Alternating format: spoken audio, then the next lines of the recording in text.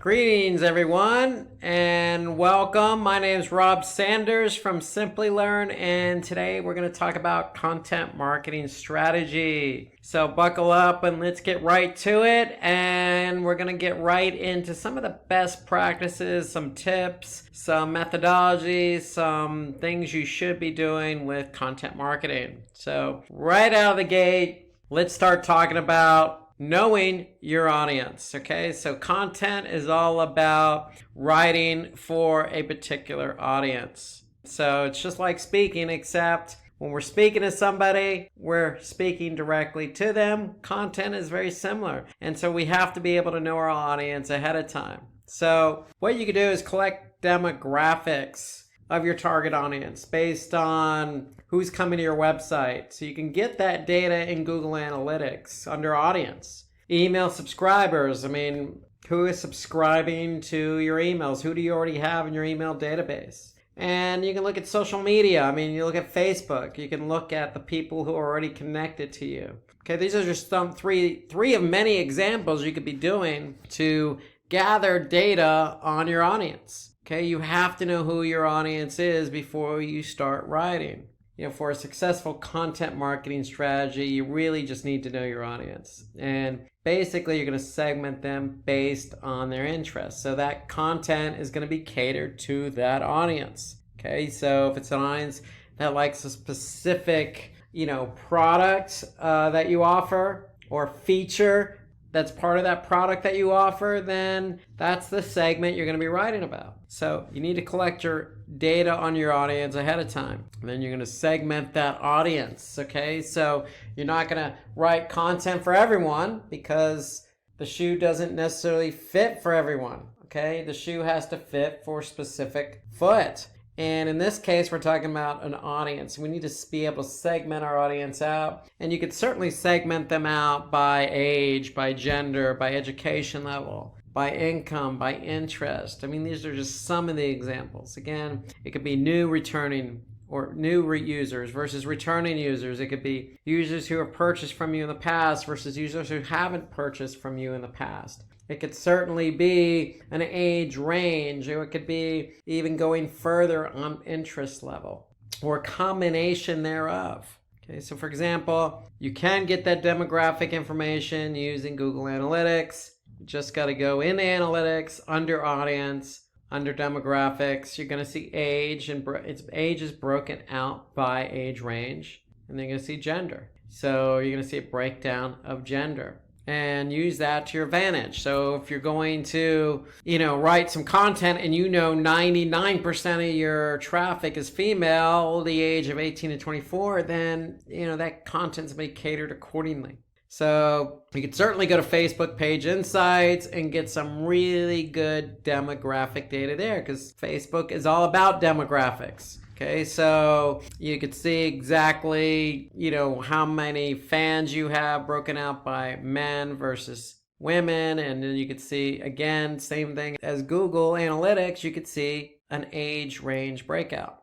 You could use Twitter Analytics. Twitter shares some really good insights into education level. So, if you're dealing with, highly sophisticated people who have master's degrees or even higher, or let's just say even on LinkedIn, that the majority of the people you're trying to target are C-level, meaning CEOs or CFOs or CMOs, chief marketing officers or chief executive officers. Then you're going to cater your message a little bit different than, say, mid-range managers or even high-range managers or even VPs. So use your audience information that you collect on these various platforms to your advantage. Okay, so let's jump into number 2. We want to create high quality content. Now, I know this sounds like a given, but, and I say but heavily, there's not a lot of high quality content out there on the internet. So separate yourself first and foremost. Always, always, always create high quality content. It's going to result in a lot of things that are going to benefit you. One, you're going to come across as, somebody who knows what they're talking about, and that's going to help increase your brand awareness. Okay, when you increase your brand awareness, people know about you, so it's likely going to increase traffic to your website. Or if you're on social media, if you produce good, high quality content, people are going to share that content. Okay, so from an SEO perspective, it can improve website ranking, meaning if you have good quality content, and it's really focused in on a specific topic or a certain set of core words, keywords, then you're going to rank. Improves website dwell time, meaning, hey, you got good content. People are going to hang around to see what else you have to offer. Okay, so it's no secret that, good content usually leads to, quality engagement. And then certainly last but not least, you can gain a lot of leads here, meaning, hey, somebody likes what you have to say, whether it's a video or blog post or infographic, people are going to become more interested, more engaged, spend more time, and that's all going to funnel through to somebody taking that next step in the funnel and becoming more interested in your service or even purchasing one of your products. So creating high quality content involves brainstorming topics and terms. You got to do the upfront work. Due diligence is at work here. So brainstorm some topics. Use a keyword research tool to gather results. So if you have a topic, one of the benefits of quality content is rankings. Go to Google's keyword planner. Understand how much quality and understand how much competition each keyword has, or understand how much volume each keyword has. That's what's available in Google's keyword planner or any keyword planning tool. You always want to create original content. Okay, so you don't want to plagiarize or take somebody else's content, and then you want to support that content with compelling headlines. So if you have a piece of content, you got to get somebody's attention, write a nice headline that's going to grab their attention. Okay, so give valuable content to your readers and add resources from well-known sites. So if you do borrow, say, a data point from another source, then, cite that source. You also want to create engaging and thought-provoking content. Get somebody to think. People are going to read your content because they don't know the subject matter. They're interested in the subject matter, and they want to be able to spend the time taking something away from that content. Follow a logical structure and use relevant images. I can't stress this one enough. Just throw things on a web page, put some structure to it. And if you have to, break it out. If you feel like you have too much content, there's no harm in breaking it into part 1 versus part 2. Get people, tease them a bit. Get them to come back and read part 2. Okay, use different content forms in case somebody's interested. Maybe you want to capture some data. Prefer short paragraphs to make the content readable. Remember, if you're talking to C-level folks, maybe you don't have to dummy down the content, so to speak. But if you're dealing with, folks or people that are right out of high school or still in high school, then adjust your content and format and paragraphs accordingly. And then update the content as well. Just because you publish it doesn't mean that it's done. When we're talking about a web page, we're talking about something that is actively changing or can change. It's a medium that is dynamic. Okay, so if a data point's changed, go back in and update that data point. And then let people know about it, because they may want to come back and check in to see how much that data point's changed. So these are all, good takeaways for creating high quality content. Some other things that you should be aware of, grammatical mistakes. You need to avoid those. There's no reason for grammatical mistakes. Today's technology doesn't allow for it. And hey, listen, we all have friends, we all have colleagues. My desk is sitting next to a colleague who's more than happy to read something before it gets published. So take advantage of the resources you have available. No reason for it, because if you have a grammatical mistake, you just lost a lot of credibility. Don't be afraid to add a clear call to action at the end of your content. If somebody's interested in reading it, they're probably going to be interested in taking the next step, whatever that next step is. Okay, so create content that fulfills viewers' requirements, meaning if somebody's searching for something and your content shows up in the search results, then they're actively looking for you. What are you offering them? Is it fulfilling their requirements? Don't be afraid to use examples throughout your content. In fact, work in or integrate some case studies in there. Show clear examples to stress your points. And then just don't put words on a web page. So break up that content with an image that's going to be visually appealing. Okay, and you can add images from public domain sites, meaning stock imagery, if that's what's going to help create visually appealing content. And then give more information to your audience. And we say prefer to give more information, meaning, hey, going back to the content I was saying about breaking it up, organizing it, if you have more information, don't withhold it. Have them come back and read a secondary blog post or secondary piece that supports the original. Now, we want to move from high quality content to running A/B test. A/B test is so important. Why? Because with A/B split testing, you can increase your conversion rates. Okay, so 4 elements to test in your content marketing strategy. So if you have content, say a blog, and you're testing that blog, test out the images. Test out the forms. Do you have a long form or short form? Test out the content length. You can have a variation that is a lot shorter than the original. Does that increase or decrease bounce rates? Play around with call to actions. Call to actions do matter. Do you want to use a softer call to action, a softer tone, or do you want to use something very direct and strong? Test call to actions to see what's going to get people to move closer closer to purchasing and through that funnel. So A/B testing to me is something that should be naturally done. With Google Optimize, it's free. So with images, you could test a lot of different variations of images, anything from people to, outlandish imagery to just something very stock and neutral. But just make sure that those images are relevant to the post. Test the length of that content. Again, if you know that your average time on page is very low, don't write something very long. Write something that you think is going to stick with that time on page. But on your A/B test, create something maybe a little longer. If it's engaging enough, maybe somebody's going to stay a little bit longer on the page. So, create a variation that's going to play with that length. Okay, so use analytics to your advantage to figure out, as a baseline, what amount of content is getting people to stay on the page. Then see if you could push the envelope one way or the other. Okay, improving the page with sign-up forms. Really, what you want to do is create a user-friendly experience. So when you have sign-up forms, and don't make them non-intuitive, don't make them difficult. Link maybe up to Facebook or Google, so if they're creating an account, they can create an account via Google or Facebook.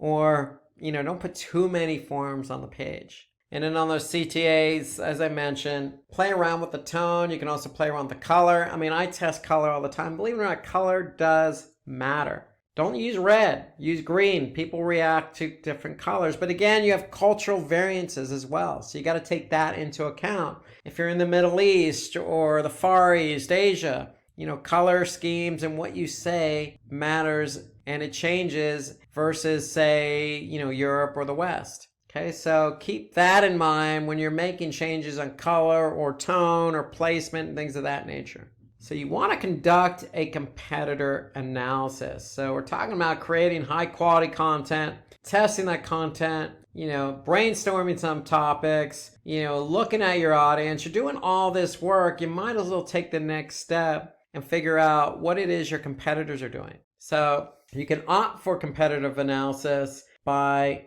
identifying your competitors' top performing content for specific topics. Okay. And so really what we're trying to do here is improve our conversion rates. So what are your competitors doing? What are their baselines? We can maybe up that ante. That data is also available in Google Analytics. So you can look at benchmarking reports in Google Analytics to get some form or fashion. You can also go to Facebook and look at your competitors' Facebook pages and see what's performing in terms of engagement. But what you want to do is find out your strongest competitors by using search engines or check which websites are competing with you. And again, that could include Facebook as well, or maybe even LinkedIn. So You go with the search engine route, you can always type in that coveted keyword that you want to be found for, see who's ranking ahead of you, and you can see the metadata, meaning the title tag and the meta description. You can actually see, hey, what are these guys writing that's getting them recognized in the search engine rankings? So you can certainly, if you go to the search engine route, you can certainly leverage an SEO platform like SEMrush or Moz or something like that, that's going to allow you to get some good insight on competitor information. So keep in mind, there are SEO platforms that will give you information on your competitors. And that's what these SEO platforms are good for. So number 5, moving on, choose a suitable content format. So now we've done all this homework. We know what we want to say. We know who we want to say it to. We're ready to do some testing, but we need to find a format, because it's not always about a web page per se, meaning content on a web page. It's not always about a blog post with content in that blog post. Okay, we need to decide the type of content that's going to fit what we're trying to say. So again, you can go the traditional route with just posting a blog post, and there's nothing wrong with that, because with a blog post you can incorporate video and imagery. You could also go a more harder route. When I say harder, more, I say official route, with an ebook or case study, something that a user is going to be able to take away with, maybe download.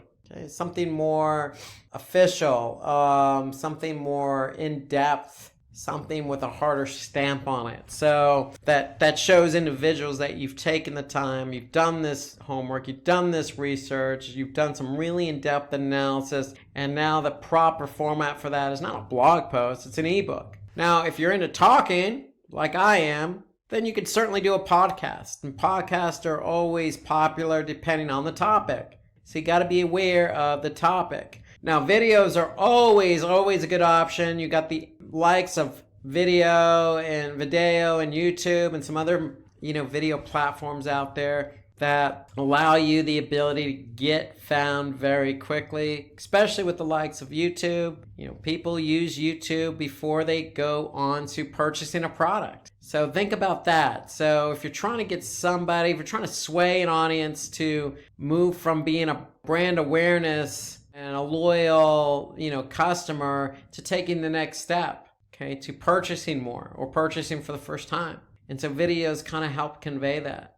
Now, if you're trying to convey a lot of different points, then an infographic might be your best option. Instead of having to write out all those points, try using an infographic to convey those points visually. Now, again, with blog posts, it should have valuable content that can be shared by your website visitors on social. So that's the key. Make sure you have those shareable social icons. Now, with ebooks, it should have longer and in-depth content. And it shouldn't be published frequently. So maybe if this is something you're doing annually, then ebook could be the format. With a case study, what you should have a customer story that succeeded in you solving that customer's problem. So the case study is always there for somebody to get an idea of what you're all about.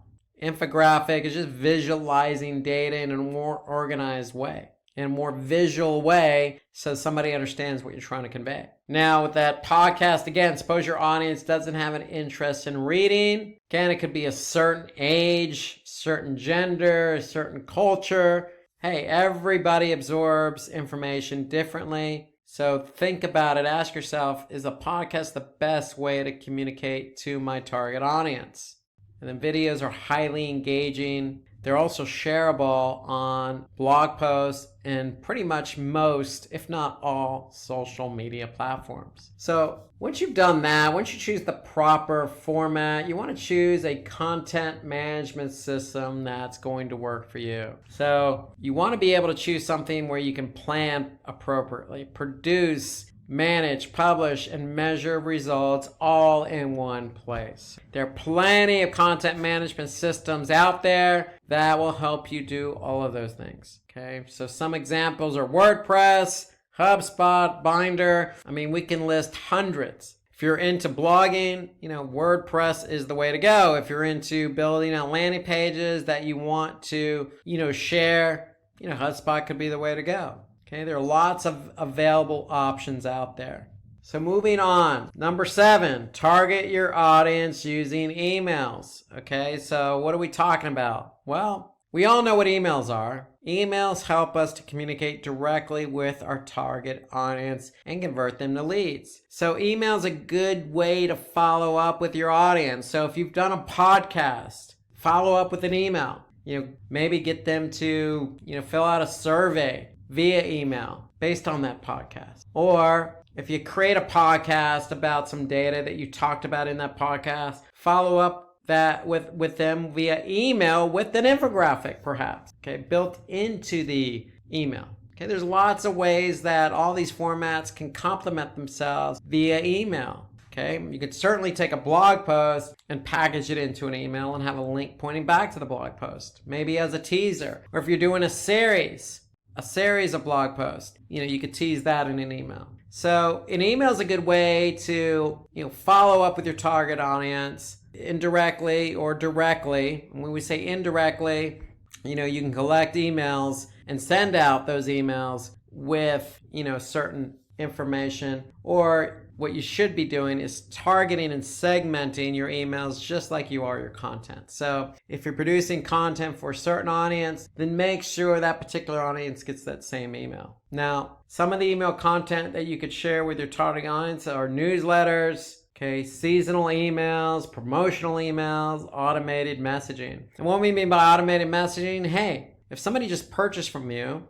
send them a thank you email. Maybe follow up a couple days later with another email with a survey. Or what you could do is, if you know who your loyal customers are, target them with a promotional email. So there's lots of ways to slice and dice content via email. Okay, just make sure you know your target audience is. There's lots of things you can do in email. Again, you can complement lots of different formats within email, as I mentioned before, with a podcast or a blog post. So keep all that in mind. Email is a good way to communicate with your audience. Okay, the last point we want to make here is use native ads. Okay, so when we talk about native ads, it's one of the smartest ways to connect your audience with your brand. So, for example, this is a native ad on BuzzFeed. Okay, it's about 15 bands that probably wouldn't exist without Led Zeppelin. Okay, so for you folks out there that don't know who Led Zeppelin is, a rock group from the 70s, late 60s, 70s, okay, disbanded in 80, 81, 82, early 80s, okay, but, people grew up like myself listening to Led Zeppelin, okay, so you could see the headline here, 15 bands that probably won't exist without Led Zeppelin. I'm interested in who those bands might be. Even if you don't know who Led Zeppelin is, okay, you might be inquisitive to say, okay, who is this Led Zeppelin group and what are these 15 bands? The key here is not necessarily the headline or Led Zeppelin per se, but it's a native ad and it's sitting next to content talking about music. Okay, so according to Forbes, online audiences are 25% more likely to look at a native ad than at a banner. And so that native ad, in this case, we're talking about music, needs to be sitting or accompanied alongside content talking about, in this case, music. It would help if it was rock music, just music in general might get enough to pique people's interest. Okay, so if you're going to create content, align that content with something that's, naturally going to fit. And that's why we call them native ads, because they're native to the content that they're associated with. So finally, after all that's said and done, when all you've done is create good content, follow up via emails, targeting your audience, and associating that content with, content natively, then you can always measure your content performance. So this is my favorite part of it all. You go in analytics, go into Facebook Insights, you want to go in and check out how that content's performing. And you want to do that because you want to be able to see what's performing, what's not performing. The key here is associating the content with KPIs. That's really the key. So measuring the right metrics can help you understand whether your content is engaging or not. So again, measuring the right metrics. Okay, so when we're talking about a video, you're not necessarily going to look at page views, you're going to look at video views. So, some of these basic metrics of users and sessions and page views, bounce rate, dwell time. That's all great, but you just need to make sure that you're aligning the right metric with the right asset. So for example, if you have a case study in an ebook, you want to make sure that you're measuring how many downloads the ebook or the case study received. Again, with the video, you want to measure video views. Now, if you're packaging up emails and sending them out to your target audience, you want to make sure you look at open rates and click rates. Okay, so a lot of things you can be looking at. So make sure you choose the right metrics, because there's hundreds and hundreds of metrics to choose from. So just be aware of all the different metrics that are available. If you're in it for search, okay, how much traffic getting from search? Where are you ranking? So there are a lot of things you need to think about. So think about the content that you're producing and think about how you want to be able to measure that content. So let's go back over our checklist here. So what you could do is create an editorial calendar. In fact, I would highly suggest you create an editorial calendar in order to keep track of all the content you've done over a period of time. Are you making your content worth reading? That means, are you checking the results of that content? What we just went over, measuring the content. Is it worth reading? Have a column set up in that editorial calendar. Performing or not performing. If it's not performing, don't do it again. Okay, curate your content. Okay, you always want to, make sure you're reusing or using or adding to the content that you've created. Guest post on influential blogger websites. You want to add statistics, numbers, and quotes to your content. Make it engaging. Make it look like you've done your homework. You could share all your content, not just on social media, but, platforms like SlideShare. Now, you can share it on all social media platforms. I'd highly recommend it. And again, you can even repurpose it as a blog post. So if it's a podcast, then, you can recite that podcast in the form of a blog. Okay, so get some testimonials that support some of your content. Again, create a podcast, you could send out an email with a survey or trying to solicit some testimonials. Or if you post something on Facebook, leverage the feedback you get from Facebook in the form of a testimonial. Okay, and then you want to promote your blog post for maximum success. And a lot of that means SEO. So make sure you do your due diligence and get the right keywords in that blog post. Okay, so you can create personas for different user audiences. Okay, so remember, it's all about tone. Okay, so if you're going to create a blog post, make sure your tone is aligned with that right audience, whether that be young, middle-aged, or older.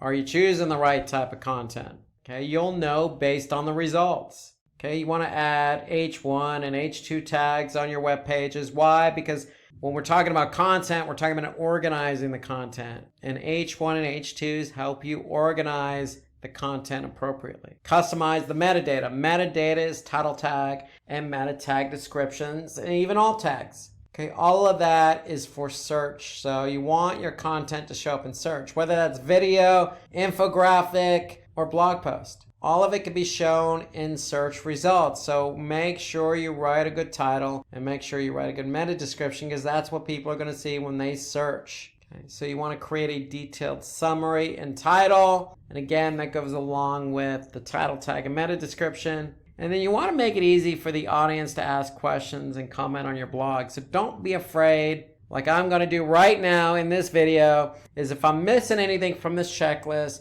feel free to comment. Hey, I've written my fair share of content, but I could be talking to an audience that is just as qualified as I am, and they may have some tips. So feel free to comment underneath this video. Now, don't be afraid to ask, just like I just did. People are always willing to provide constructive feedback. So don't be afraid to ask for it and make it easy. So to me, every blog post needs to have some form of a comment box, because blog posts are out there to solicit engagement. Now let's recap everything we talked about, because we certainly covered a lot, and there's a lot to cover when it comes to content marketing. So 1, know your audience. Again, you can lean on Google Analytics, demographic data, whether it be age or gender. You could do the same with Facebook and Twitter and LinkedIn. Every platform has some data you could take away. Create high quality content. When I mean high quality content, Let's brainstorm some topics. Has it already been written to death about? Or is this unique? Don't write something your competitors are writing. Okay, don't copy what your competitors have written. Organize your content. Support it with good imagery. All of these are tips to creating high quality content. Okay, when you create that content, think about running some A/B test. Run some variations and switch out the image, switch out the call to action, see what's going to get people to react and engage with the content. Conduct competitor analysis, so lean on the Facebooks of the world to see what your competitors are posting, see what's engaging for them. Okay, you can also lean on these SEO platforms like SEMrush and Moz. All you got to do is plug in a domain and they're going to give you some information about where a particular competitor ranks for a keyword or how many backlinks and what websites are linking to them. So all that's available in these SEO platforms. Okay, so you want to choose a suitable content format. We listed a few, from ebooks to case studies to podcasts to infographics to blog posts to videos. It's up to you what you think is best for your audience. Just keep in mind you need to be able to measure it. And so that's the important thing. If it doesn't work the first time out, then you might want to consider changing out the content format. Choose a content management system.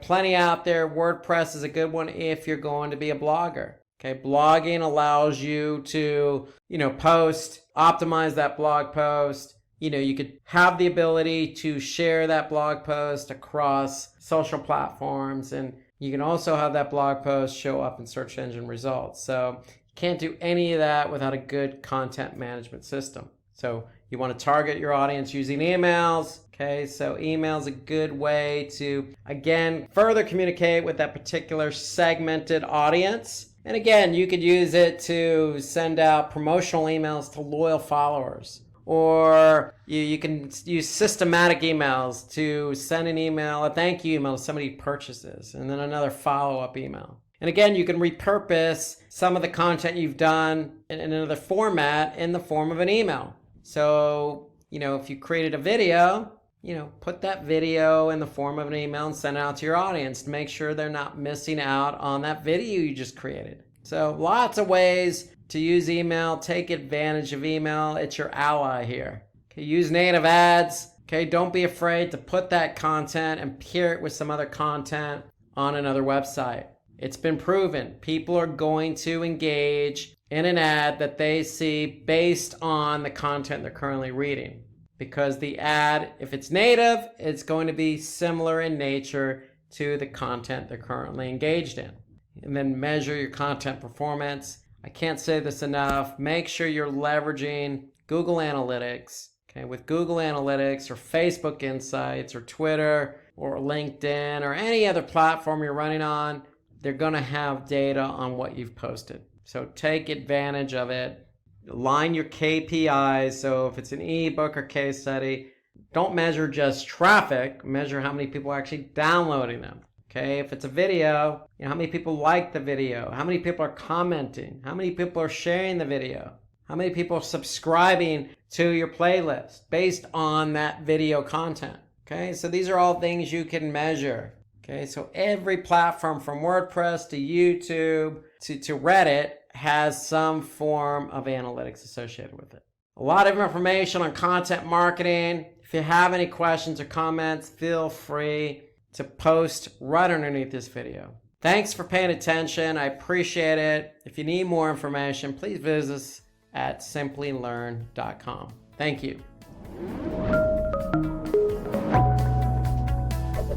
Hi there, if you like this video, subscribe to the Simplilearn YouTube channel and click here to watch similar videos. To nerd up and get certified, click here.